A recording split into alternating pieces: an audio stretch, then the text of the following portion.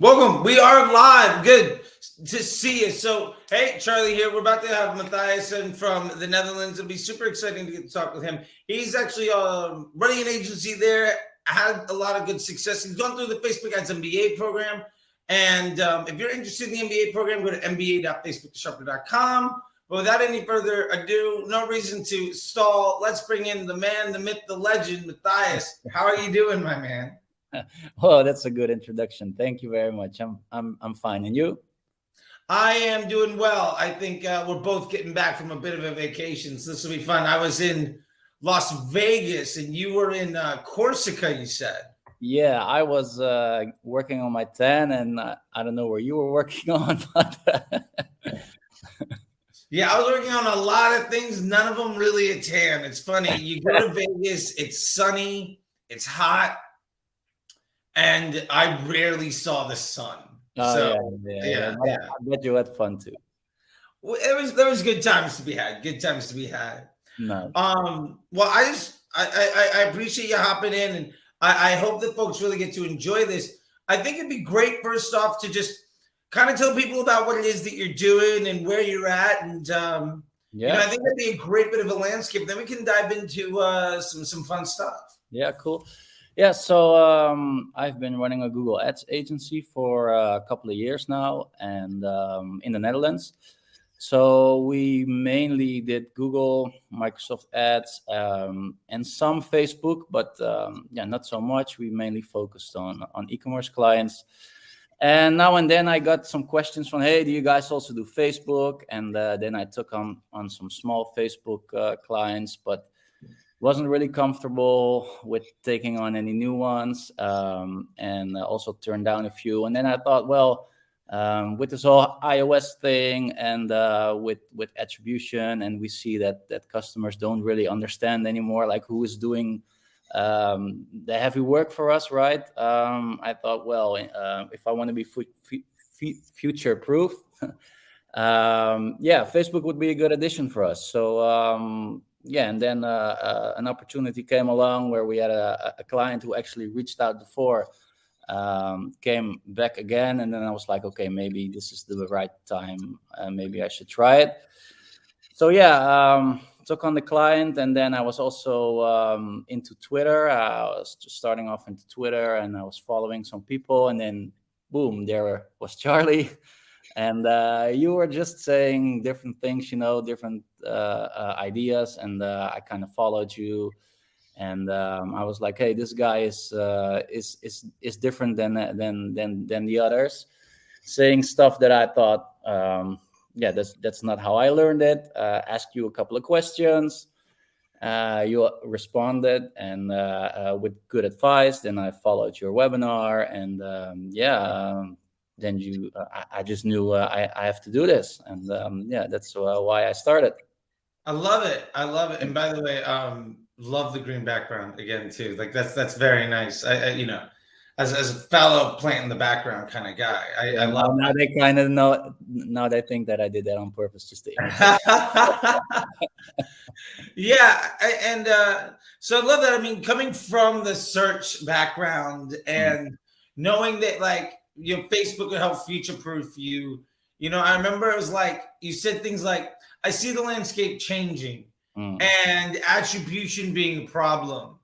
And if I want to do something, I got to do it well. And I feel like that's a lot of where you're coming from, being able to scale with confidence, and being able to deliver really good results. These were all, I'm looking back at our interview that we had back in March when we come in, because I personally interview every single person that goes through the MBA program just to make sure we're good fits. And, with those types of things, I remember I said, like, what are the two biggest problems that you're facing? And you were like, I don't think they have a proper process in place for Facebook right now. And I don't think I'm able to deliver really good stuff with confidence. Because of that. And one, how is that going for you? And how do you feel about it now? Yeah, that was like the biggest thing, because if I want to do something, if a client pays me, I want to make sure that I deliver good work, and I don't have the feeling that I'm not actually can deliver on my promise. So that was my main thing, and also because I really care about results, right? I really care about my clients. So I know if I have all these doubts in my head, I will get like super stressed. And yeah, I think I actually added another thing to you, is that if you can give me peace of mind, I will be really happy. Yeah, and I went on a 2-week peaceful vacation, so that was a first in in a couple of years. But yeah, I mean, the program really helped me, man. It helped me lay out the framework. I knew what I had to do. I think in the first few weeks, when we had our one-on-one calls, I had like every time I had 10, 15 questions, and every week the questions were there were less questions and less questions. And I think even the last call, I just had like one question, and we were done in 10 minutes. And yeah, and I don't say that I know everything, but I have the belief that I can manage a client really well now. And actually, the client that started almost at the same time that I started the program is still with us. We actually, yeah, his performance is much better than it was before us. So he's happy, so I'm happy. So yeah, it was really a good experience for me, and still. I love that. You know, the idea of I'm expanding into some place that I know we should. Mm, But I'm not exactly sure if I'm totally confident in being able to do the best job I can. mm. Resulted in that client is now around for 6 months, and I just took a very long vacation on an island between France and Italy, and I'm okay like with that entirely. Yeah, Like yeah, that's yeah. a nice little pivot. Like that's some good context. I Could be love it. a headline, right? Yeah, that should be the headline. I should go back and absolutely do that. Yeah, Um, and you know, some of the other things you were talking about was guiding clients through like onboarding and mm, setup and mm. communication and Yeah, removing that doubt, even not just even from yourself, but from like the client side, being able to get that across. And mm. I think, how does that feel now? Because I'll be honest, I know that a lot of folks that are good media buyers aren't necessarily really good at the communication or Mm. documentation or getting the trust Yeah, yeah. of the person that they're working with. Yeah, I think that was for me like the biggest thing is like in one of the first courses is actually not about Facebook buying, but it's about the ecosystem ROAS sheet, where you take us through how you build a sheet that kind of and that's actually it's more than Facebook, right? Because we also include other channels in there. We show what we do in Google, what we do in Microsoft, and also Facebook and email. And yeah, I kind of went along with the program, and I used the sheet to show my clients, hey, this is what we're doing every week. These are the results. This is how it's affecting all other channels. And they basically told me, yeah, before I said, okay, how was performance before? How was it? How did they judge it, or was it data driven, or? And they basically said, well, we have no clue on what they based their decisions. And yeah, I think we really impressed them with only the sheets, and that was even before we had any results. We could just show them for the last 6 months, this is how your situation is, and they had no idea how it even looked. So I think that gave us like immediately a really professional look. So I think that really helped. And it's also what I noticed that I like is you're not just a media buyer, right? You're not just a Facebook guy. Actually, I'm not just a Facebook guy because I also do the other channels. But it also like we leveled up in the conversations that we had with the client. It's like we were more strategic and stuff like that. So yeah, that was like a massive game changer for us. And I also use it for other clients now. Even if we don't use Facebook, we still use the sheet. So yeah, that was pretty big for us. I love that. Yeah, like I think the you know what we're talking about here inside of the Facebook Ads MBA program, the documentation that we kind of go over, because I mean anybody can show you like what's the next best hack or what he thinks about stuff, but that's not Yeah. going to keep business. You know what I mean? No, It's like, no. and I love what you're talking about here with saying that.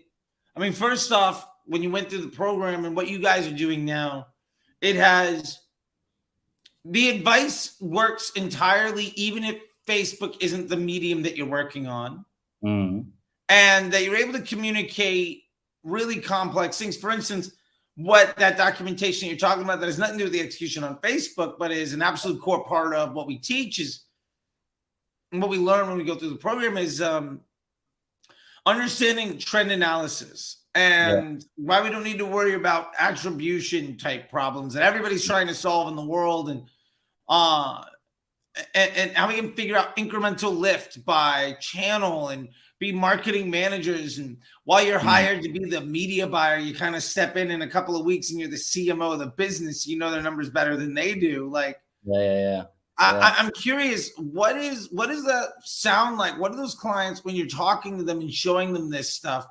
What is their response? Like, how are they communicating with you when it comes to that, when they see these documents? I mean, it was actually pretty cool that like one of the guys of the company, like our biggest client, is like they actually show it now to potential investors, and we have conversations about what does these numbers look like, and how can we explain this to potential investors.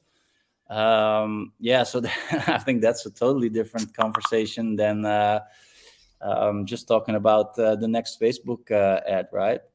So and also I wanted to add, like, I see this, if we only do Google, I see this stuff also all the time, is where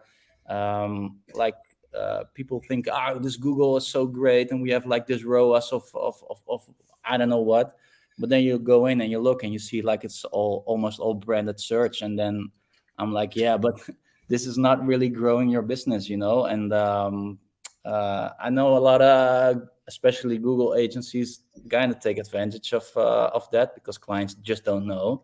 But we like to be transparent, and we like to show them that, hey, it's not only about the Facebook numbers, it's not only about the Google numbers, it's about the whole ecosystem, and really helping them grow instead of just giving them pretty numbers. So I think that's a whole higher level conversation.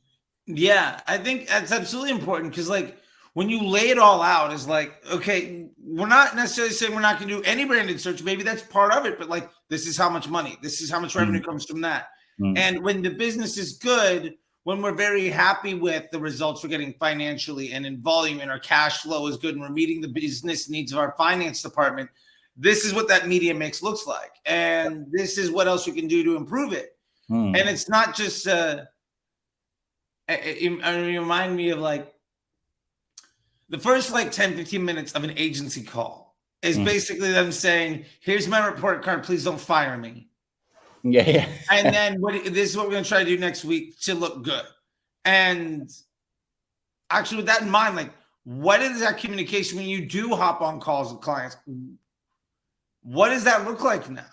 Yeah, I actually, because the guy said like, hey, we have like a 1 point something ROAS on Facebook. I don't think I can show this to investors. And I'm like, what are you talking about? Because if you see Google, if you see email, if you see Microsoft ads, if you look at the whole picture, we're actually scaling right now. And before you weren't even scaling, we're bringing in profitable new customers, right?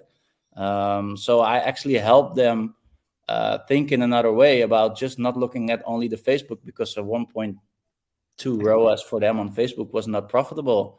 But now they understand that actually it's good for them to keep on spending that money. So and I really love that I now can have this conversation instead of, hey, why are we not profitable on Facebook? Do your job, or Yeah, I think, and that's great clarity. Like, and a peace of mind in that direction. I think with that in mind, like, what is it that you're doing right now that is helping you scale these clients with that confidence in a way where it's not just you making a good report, but their finance department being appreciative of the work that you do on a daily basis? Yeah. They understand now that what we are attributing to their profit and to their revenue. Yeah, exactly. So what does that look like in how you're designing those efforts? Like what is the strategies that you're using there with regards to Facebook and then all of the other channels to get the clients to be on board with this thing that is massively growing their business? Like you mean with the conversation that we have, or like the tactics on Facebook? What do you? I guess a little bit of both. First off, like, yes, let's start off with side A of that being the conversation. How are you? Let's actually take the other side. What are the tactics that you're using now to really show the lift of Facebook at a lower ROAS, but actually scaling that business? And then how are you able to communicate that to a client in a way where they can understand? Because I hear so many people say, I can't scale that business with my ROAS on Facebook being lower because the client doesn't understand. And instead, now you've got them to understand and you're executing in a way that is scaling their brands with confidence. What does that look like? Normally I just, and that's also funny to me, I always ask them a couple of questions like, okay, what's your ideal scenario? What are the numbers that you're trying to hit? And does it work, or why doesn't it work? And it's funny, or maybe it's not funny, but it's a lot of times they don't really know how to answer those questions. They don't even know what numbers they're trying to hit, right? So that's step one. It's like, okay, if you don't know that, let us guide you and let us show you what you're doing now and what we think that you should be looking at. And then we just kind of take them, we open the sheet and we say, okay, this is what you're doing right now. Maybe your Facebook ROAS is a 1.2. But overall, if we take into account email, Google, we had at like a positive ROAS, and we actually don't even look at ROAS. We mostly look more of CPA and blended CPA, like what is the blended CPA of all our channels. And then we say, okay, we spent 25% more on Facebook this week. And now let's look at your overall revenue. It's also 20% up, and we're still under your desired CPA. So then we know we can scale more. And then they see, okay, so maybe the Facebook numbers in CPA-wise don't move that much, but overall we see it's heading in the right direction. And that's how we kind of take them through the process. So actually, in the first couple of weeks, what I did is every week I made a Loom video. I explained, I showed the sheet, I explained all the numbers, compared it with last week, and made it really visual. And they actually sent me an email then, okay, keep sending those Looms because we really love it, and we're sharing it in the company as well. So. That's kind of how, and now I know they understand it a little better. So I try to limit my time a little bit and just send them updates. And occasionally, if there's like a big thing, I make a Loom. But so I kind of guide them along the way. Yeah. I think that's amazing. You went like the idea that now you've educated them to being able to understand this document that they can see, whether they're on a call with you or not. And then you gave them a couple of Loom videos to walk them through the thought process. They got super excited because somebody was actually being honest and helpful and growing their business in a way that removed your ego entirely too. Because that's something else I'm hearing is, none of this is like, well, we're going to get a good result. And the other thing, like, you don't care. Like, it doesn't matter where that money comes from. To the point where then they started sharing that around with everybody. And now you don't even have to have those conversations other than just like, oh, we're on track. And then they're like, that's great. Sometimes they try to send me an email about, hey, what is this? What is that? And then I just respond, did you check the sheet? And then, okay, I see it now. So I'm kind of, my confidence is up, because before I would have just sent out a complete email with this and that. Now I would just say, hey, did you check our sheet? And then I love that check the link. That's the response to the question, right? Like, oh yeah, everything is documented in a transparent way, and I've explained to you how this all works. I'll gladly walk you through anything else that you need, but every answer to every question that you have is put in a way where you don't need to email me. We don't need to talk about it on a phone call. We don't need to have a meeting. And if you have any questions, like, I'll explain it, but now we can save hours every month of wasted time and effort, of pleasantries and back and forth. Because usually what I did before was I had like a monthly call with clients, and then we discussed everything. And now what I do is I update the sheet maybe once or twice a week. I always sign on Mondays. They always get an update mail with a link to the sheet, and then like the highlights in it. And it takes me like maybe like 20-30 minutes every Monday. I send it out, and sometimes I don't hear them a whole week. Sometimes they have a few more questions, and that's it. So yeah, it also helps my calendar. Absolutely. Because, like, you know, when your clients are happy with you and you're doing a really good job and they don't need to waste their time talking to you, they can work more on the business. Yeah. Then that business gets better. And you also don't waste your time trying to like keep the business. Like, it's really hard to be unsuccessful when everybody is winning and very happy with what they're doing, getting to focus on doing a better job. Like, exactly. Yeah, exactly. And actually, I think maybe 1 or 2 months ago, we took on another Facebook client, and I took them through the same process, also the sheet. And he actually messaged me a couple of weeks ago, like, "Whoa, man, we never had this kind of Facebook results. I'm really happy." So, and he just say, "Hey, send me your invoice. Send me your invoice." And I've never had clients ask me for an invoice, so I just send him the invoice, and then I think he paid like more than double. So I said, "Hey, guy, are you sure this is okay? I mean, this is not the right amount." And he'd say, "Yeah, we had such a good month, and this is I can do it now. So yeah, I'm really happy with you." So I was like, "Okay, well, this has never happened to me before. I don't think that's normal, but yeah, it was that was nice." that's awesome. I love it when people are like the best. You know, you're good when people are just demanding that they are able to pay you faster and more money than you asked for. Yeah.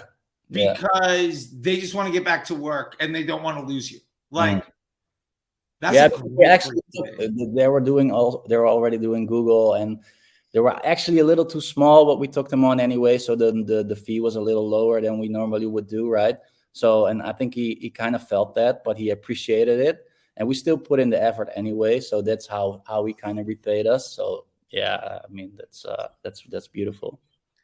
That's awesome. That's awesome. Yeah. I want to shift gears here for a little bit. Like, we've been talking about Facebook Ads MBA program and some of the results you've been having as an agency. What about the Facebook Ads MBA program did you find to be most valuable?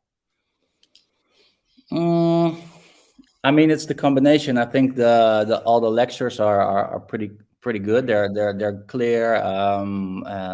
Yeah, because I went through. Actually, I had a little trip also in May where I was driving from Amsterdam to Barcelona, and I had some lectures. I had some catching up to do. So I had on my phone, I had like the Google Maps, and then I had you on the bottom telling me. So I was, I think I kind of did all the lectures in it was like a 14-hour drive, or I don't know. So that kind of pushed me ahead in the program, which was really nice. And then you have the weekly Q&As, which yeah, unfortunately, because of the time zone and my schedule with the school of my kid, I couldn't always attend, but I could always watch the replays. And I also watched all the videos because I had like a long drive to do. So I also watched all the videos from before. And it's actually pretty cool that every time that we touched on a subject, I had a few questions, and then I watched the Q&As that are about those subjects, and there was always somebody who asked the question that I had before, right? So yeah, that's also kind of nice that people have like the same questions, and then you answer them already, so I could just move on my own pace. But I think like the biggest thing were still the one-on-ones, like the weekly calls that we did, because sometimes you just have like really specific questions, and really yeah, that kind of helped. And also, you know, in the beginning you are kind of how do you say, like you have like a little fear to execute, right, to make big decisions. Sure. So I love that I could then talk to you and say, "Hey, this is what I'm thinking. What would you do?" And yeah, kind of build your confidence that you're making the right decision. And also, like media buying, it's just not like there's not one solution to all accounts, right? So I think the one-on-ones kind of help. Like the lectures are like the framework, but then the one-on-ones are what helps you make decisions in certain situations. So yeah, I just think the total package was really perfect for me. Yeah. So Yeah, thanks. That sounds great. And I agree with you that like the lectures and the lessons are there to be designed to get you to like 80, 85% of where you need to be. yeah. But like you said, the actual execution, while it's all within like some framework, like Mm, the finer points of that are ad account by ad account specific. And it's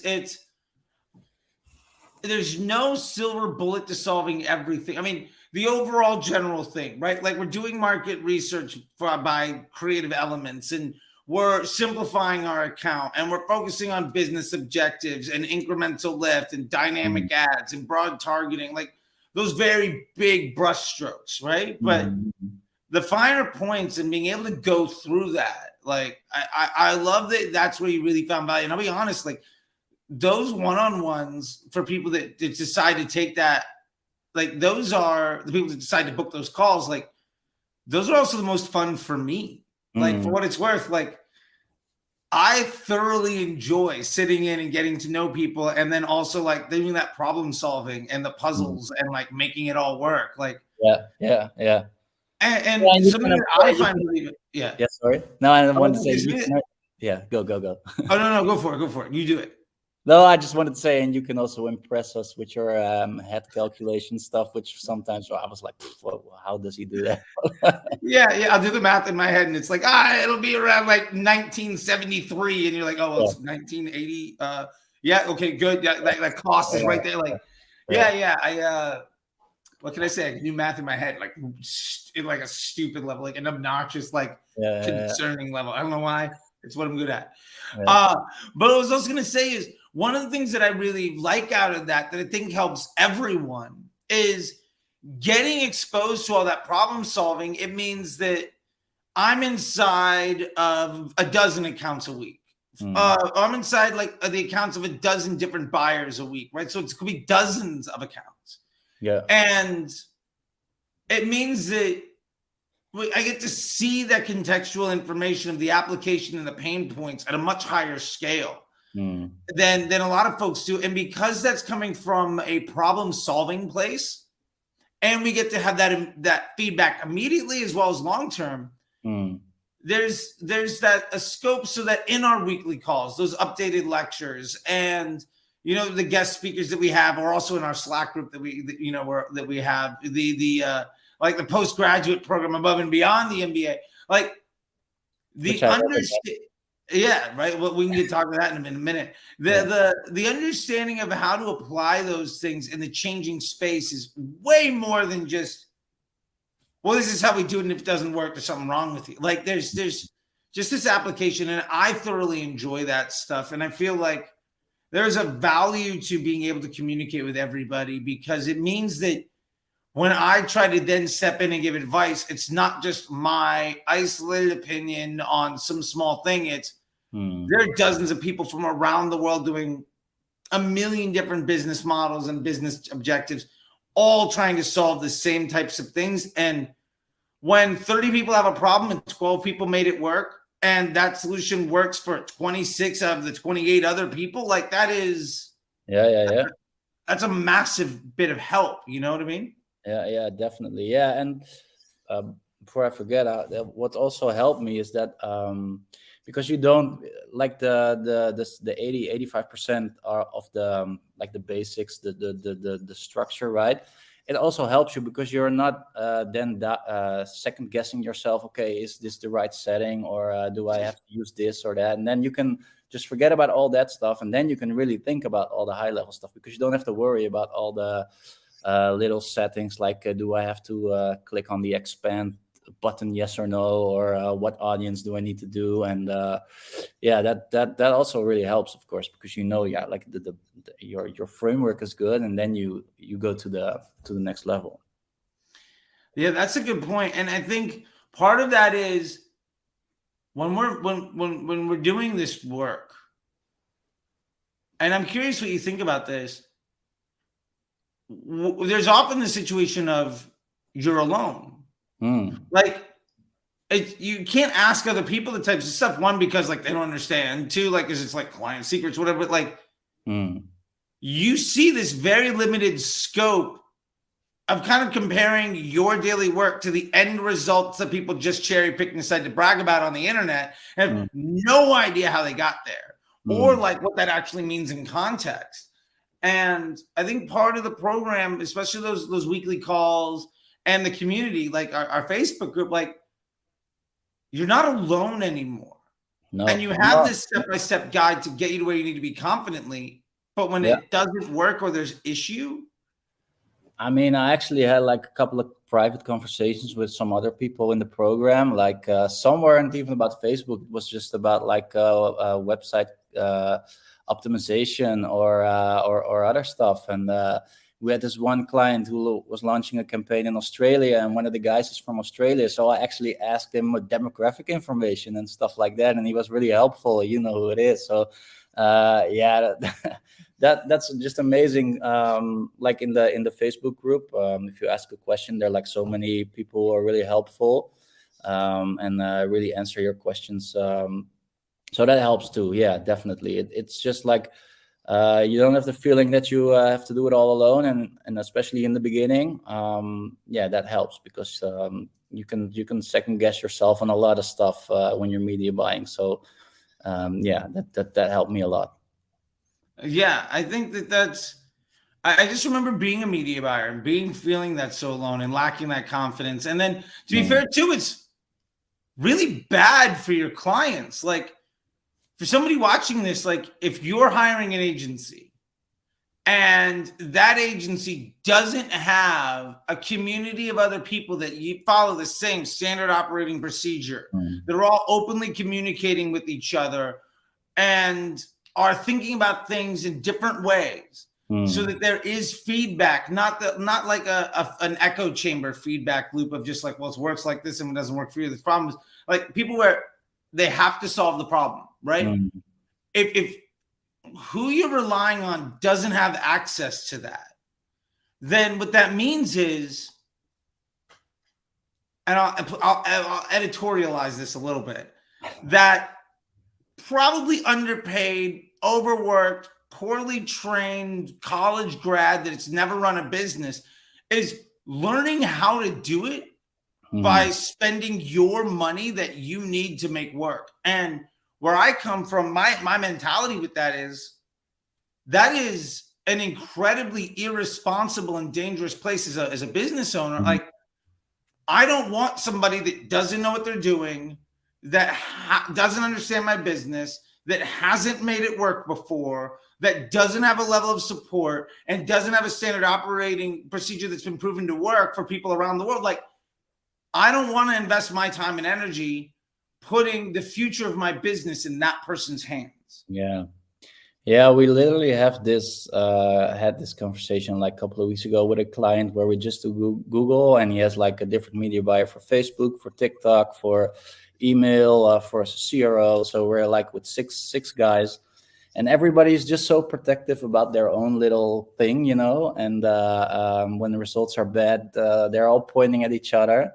And I was like, okay, if I'm going to, what I can do now, if I bring in my ecosystem ROAS sheet, and I can show him in like 30 minutes what's the truth. But actually, I don't really want to take on this client for all the other channels because I don't really like him. So I'm just I'm just letting it go. But it's really I don't know. It's like a common thing that you see is like people really feel intimidated and protective about their little about their part of the business, and it's not having the best interest for the client, right? So if he was a little nicer, I would have helped him, but you get what you earn. Yeah, absolutely.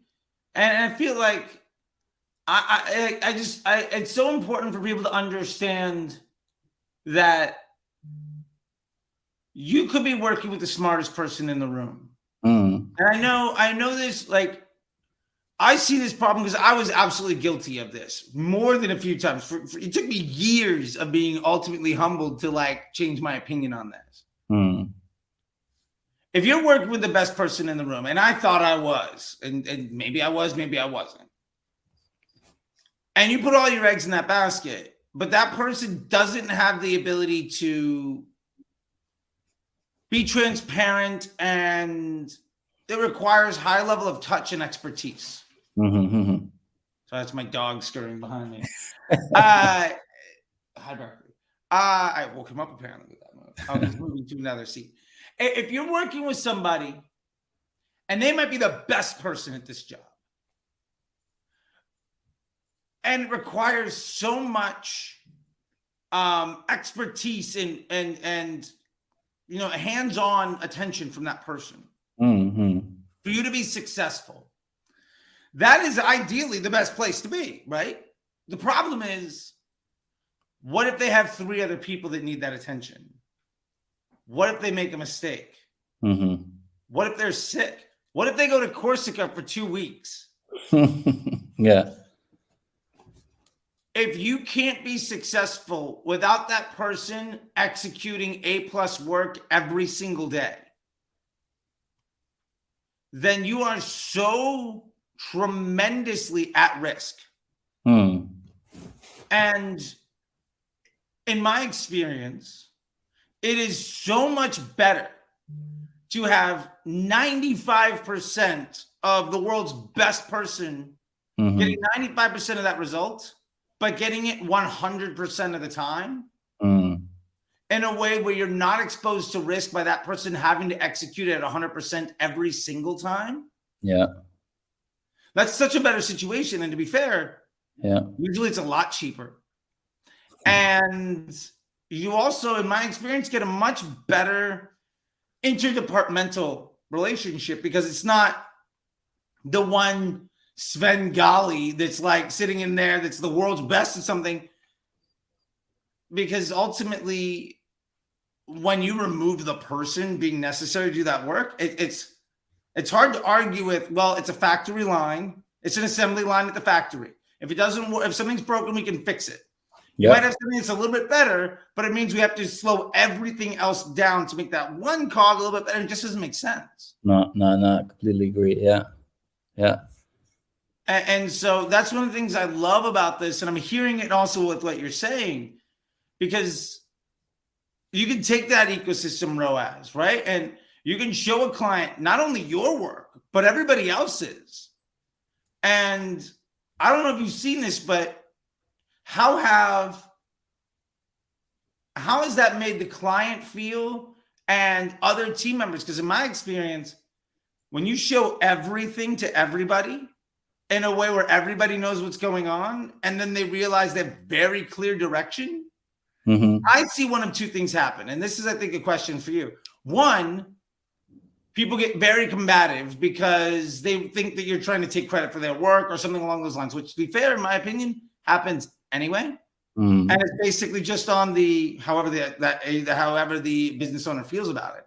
Mm-hmm. Or B, it becomes a lot easier for the other partners to do their job because of a very clear direction on what they're expected. And as a Facebook media buyer, as a fractional CMO, as a whatever, I always view my job, and with respect to Facebook, because you're kind of just amplifying the rest of the business. Mm. My job isn't to make Facebook look good. My job is to make the work easier for everybody else on the team, because honestly, my entire job is just to amplify the opportunity that they bring to the table. Mm. And when you get a team of folks that are able to see that transparency as a good thing, those clients tend to be massively more successful. Yeah. That's my experience. I kind of went on a bit of a diatribe, but I'm curious to know what you think about that. No, it's I think as a client you would want that, right? You would want them to kind of like that situation. But what I mostly see is, because we work like our client mostly works with us or with other agencies. So I unfortunately only experienced like the first example that you give. It's like people are really like, oh, he's trying to take my job. Oh, he's trying to make himself look better. And actually, you're just looking out for the client. You're trying to help him, right? Which is what you get paid for. And I completely agree. Like if everybody does their job, there's not a problem. But if you kind of feel like, okay, maybe I'm not really delivering on, or I'm not really delivering the results that I'm saying that I'm doing, then these sheets will maybe expose you, and then you would have a problem. So I'm kind of seeing only that right now, is that and I'm not trying to take anybody's job. I'm just trying to help the client and help make my work at least easier, because that's what I want to do. Yeah, and like at the end of the day, you're kind of like, I mean, I was going to say something, but I'll put it this way. If you make it easier, if you give everybody clarity and direction, Mm-hmm. and their response to that is to feel threatened, it's probably not because they're good at their jobs or care about the client's needs. Mm. And if the net result of you removing your own ego from the situation and amplifying the exposure and, the exposure to other people's works, and also saying, look at how good everybody else is doing. If that makes somebody else uncomfortable or gets them to the point where they feel threatened, like that's a huge red flag for the client, that like these other people aren't good. They don't have your interests at heart. And I think part of all of this at the end of the day is, I know what I'm being tasked to do. And it's very rarely ever spend X amount of money at an X ROAS. I mean, maybe that's what initially is, but that's never the actual reason you're getting hired to do a job. Like a media buyer's job is rarely ever to spend X amount of money at X amount of ROAS. That should never, that's not actually why you're being hired for any gig. And my point to that being that if you are transparently making everybody else better, that should be a good thing. And if somebody doesn't appreciate that, or they're threatened by that, or the amount of accountability and credit you give somebody makes them feel threatened, I think that speaks volumes to what that person is capable of doing. And it might not even be that they're, and I say this a lot, and people are like, well, I'm not trying to do a bad thing. They might have their best interests at heart. But it might mean they're not sophisticated enough to understand what it is that you're doing. And I mean, it also takes a little confidence, right, to do that. And that's, if you take it back to the program. Maybe before that, I would have responded the same. I don't know, but people are also a little protective, right? And but if you're confident and you know you're delivering and you know you're doing a good job, then that shouldn't be a problem. Yeah, I always say, like, my biggest hope when running Facebook ads or media for anybody, the biggest question I ask myself, and my biggest goal is, you gave me 10,000, 100,000, $1 million this month, whatever it is. You gave me 10,000 this month. Why isn't it 20? What can we do to make it 20? It's not because I'm trying to build commission. It's what is broken in the business. So what isn't quite good enough yet? That budget isn't more. And when you can work with everybody else to make them better so that you get more cash flow and the business is more successful, so that you can invest more in growing those other channels and making them even better and giving them a better opportunity to look even better on, basically easier work. Yeah. That's always the focus for me, right? And so, and that's one reason too I like the documentation we're talking about. It's Scrum Doc and ecosystem ROAS and testing roadmaps and all the stuff we go through the MBA program, because it's not saying I want a bigger spend because of a commission. It's saying, what are we not doing well enough as a team that keeps your current budget where it's at? How do we double it? And very, very rarely is that built on the I need to take more credit for other people's work, because that very rarely ever grows the success of the business. Yeah, no, yeah, and that's also what we were talking about in the beginning. Like, if you only look at as the Facebook guy, if you're only looking at your Facebook numbers, and you actually maybe you could already spend like more, but you didn't see it because you weren't looking at the total picture. Yeah. And I think that ultimately comes down to the scaling with confidence, right? Like, yeah. I always tell people this, and I'm curious what you think about it. One, like, scaling spend is a ramification of a greater efficiency where you're spending a margin of cash flow over cost. Like, we're getting better business results so we can invest more in growing the business.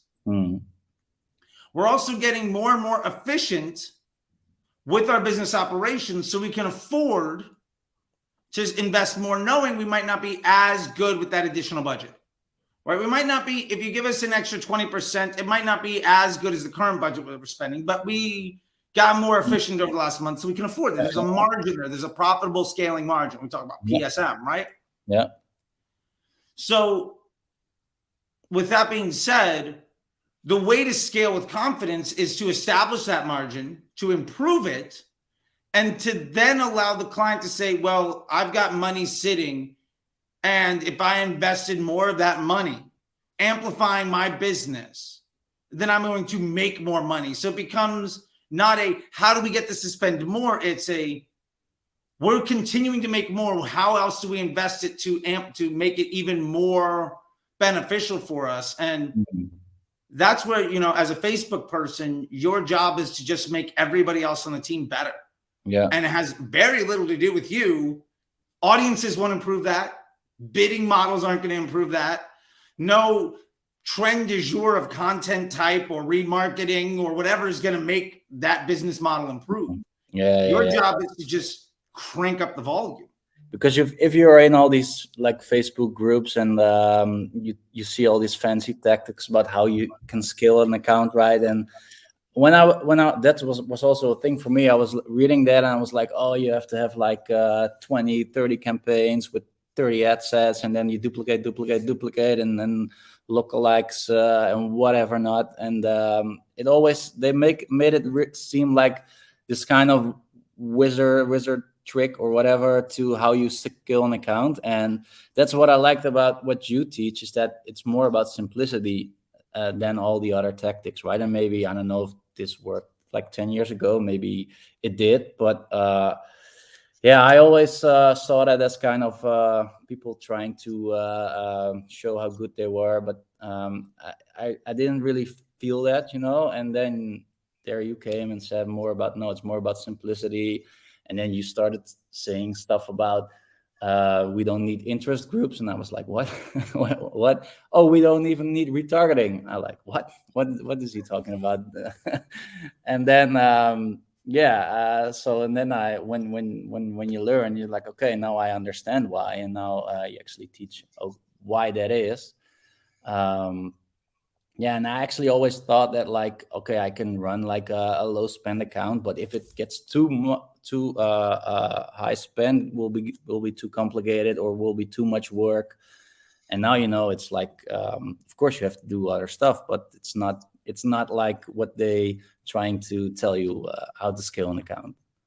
Yeah, and just to speak on that real quick, just with the respect to interest groups, because I get up all the time. People are like, how much budget do I need to go broad? Like, do I have enough to not do interest groups and retargeting and lookalikes and all of that stuff? And my response is, do you have enough money to not do things correctly?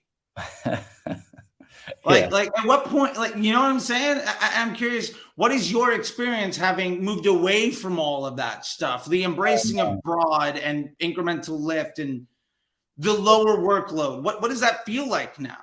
Yeah, it just gave me so much more time, to think and talk about the stuff that we were talking about before, right? You don't have to test all these little things that actually don't really move the needle. You can think about bigger things. And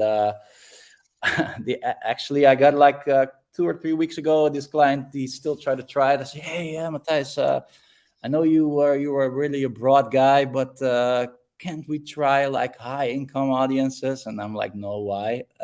Yeah, because I think we should test it. And I'm like, nah, I don't think it will give you a better result. But hey, if you want me to show you, I can show you, but I think we can spend our money better. And then he said, okay, then I'll believe you. And that was the end of the discussion. But like before, I would have just tested it and try other things. And yeah, so and also with the retargeting, like when you said no, we don't need retargeting, yeah, that was like I never heard that before. So because I was always thought like you have like a top of funnel, middle funnel, bottom funnel campaign, right? And then I couldn't understand why not. And then when you explained like what every ad is already like basically a retargeting ad, that was the first time that I thought, okay, now I understand. And then actually, it was funny that I was looking for some kind of product. I was doing product research. It was for like a shaving device for your private parts, right? And I saw this ad of this company, but I was just looking at like ad inspiration, right? So I clicked on the ad. I was actually looking for ad inspiration. So I clicked on the ad, went on the website, did a couple things on the website, and then suddenly all these other companies with the same product started targeting me on Facebook. And that was like the first time that I actually experience like, okay, so Facebook, even though I have never been on this company's website, Facebook understands that I'm potentially in the market for this product. So then I saw with my own eyes, okay, so that's why you don't really need retargeting ads, because they're already doing it for you. And of course, there are some situations where you still use them, and but that's not even necessary at the beginning or at a low level. So yeah, that was I think that kind of triggered me, the broad story and the retargeting, and then I was like, I want to learn more from this guy. Yeah, I love the aha moment when people are like, no, we got to do all this stuff, and then you start to see like, okay, well, let me just see what happens, and then you realize when you take away what somebody taught you based on what probably worked. I mean, and be fair, like this is a fundamental shift from the last few years. Like Facebook did have a big change in 2018. It hasn't had a change really since. And there's a lot of people that will argue that point. The only thing that really changes doing things poorly has been a greater and greater liability to your success. Everybody's like, well, after iOS 14, things went terrible. It's like, well, going broad and knowing that Facebook does retargeting for you and doing dynamic ads has been working for 5 years. It's just a matter of like, the longer it takes you to embrace that, the worse and worse your success is going to be at a higher and higher level stress. Yeah, people are waking up a little, I think, but yeah, I mean, hopefully they do. You know, I've been talking about this since I've been blue in the face. You know, but I think with that being said, I love it when people are like, "Oh, that's just not how it works," and then they start to see it in real world. Like with that, like, oh, I was researching something for a client, and then all of a sudden I saw everybody retargeting me, even though I had never seen them before. Yeah. Because every impression on Facebook's a retargeting impression, because Facebook's just trying to give you a positive experience. Yeah. And when you can see that as a person, you can put context to it, because, and I don't know how you feel about this, but I think far too many media buyers, far too many agencies and talking heads and just folks inside the system don't realize that there's real people on the other end of that money. Like you don't think about it as, well, these are folks just living their life. You think about it as like, okay, I'm going to take people into this top of my funnel. I'm going to force them down to the bottom of the funnel. I'm going to have awareness and then education and consideration. Then I'm going to create intent. And then I'm going to get the sale. Like that person doesn't care.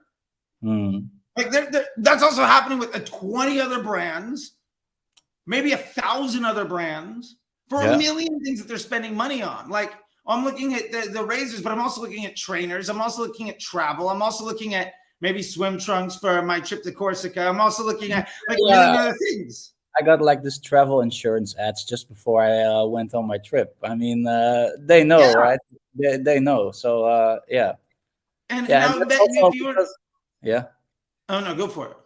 No, and then they also say, yeah, because what you said, like Facebook with tracking, it gets so hard, but they still know who the target, right? They still know what they're doing. It's just like maybe like the you don't see all the conversion data anymore in Facebook. I mean, I see that too. But yeah, then that's why we still look at like all the overall results, and we still can pretty much say, okay, this is working, this is not working. It's just like, yeah, maybe it was a little easier, it was a little cheaper before, but I think it still works pretty good. Yeah, I mean, it absolutely is effective, right? Like right before you Mm, go on the trip, you get the insurance stuff. I think the biggest issue that people have been seeing, and they feel like it means that Facebook is dumber or mm, that somehow it's less effective.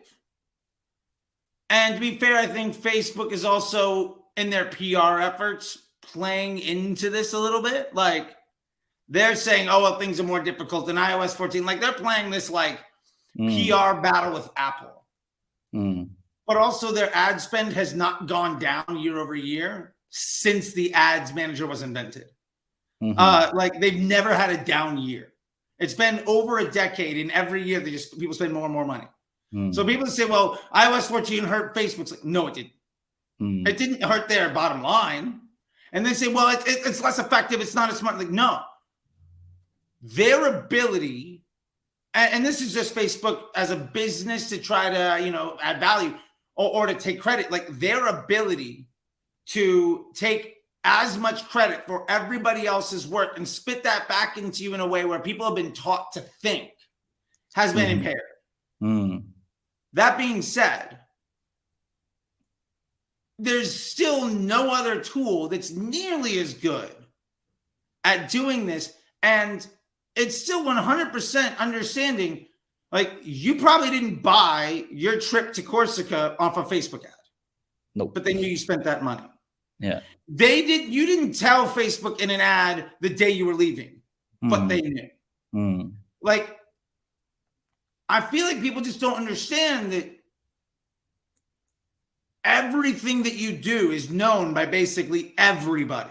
yeah, And yeah, yeah. Facebook unfair advantage, what they did better than anybody else was use that information to curate customer journeys and provide opportunities. Because ultimately, like, that was a good thing that you saw that insurance. Now, maybe you didn't take it, but that was something you might not have done on your own. And that might have been that might have been like, oh, I really need this. This is a good Could have idea. been good. Yeah, yeah, sure. Yeah, yeah, yeah.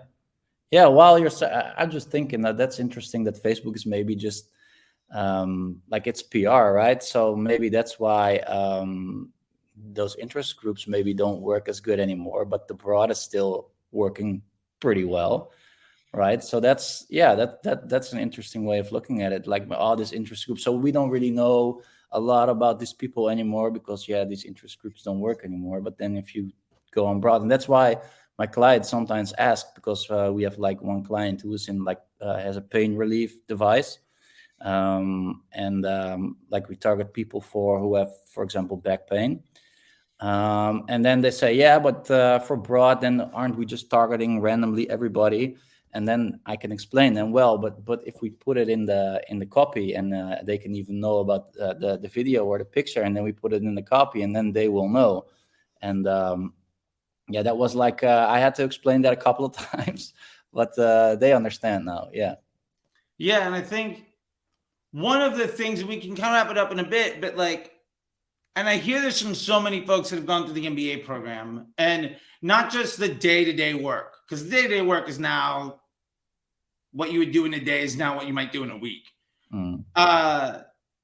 But it's the ability to understand how it works. And more importantly, communicate that to somebody in a way where you earn their trust. And because of that, their business grows. And you are a value asset to that team. Yeah. Yeah. And in my experience, business owners, any entrepreneur, is far less likely to end a relationship with somebody who makes them money and more effective at their business. Way less likely to end that relationship than somebody else that speaks above them in a mildly disrespectful way, take credit for their work, and is not transparent. Yeah. At the end of the day, if you are a value add, it becomes extremely difficult to lose your job. And that puts you in a place of confidence and security, which ultimately gives you the freedom to say, I was not sure I could dive into this.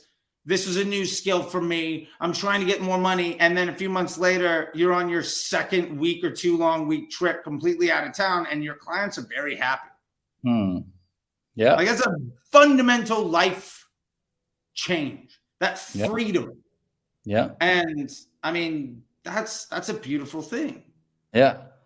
Yeah. The ultimate goal was peace of mind, and you delivered.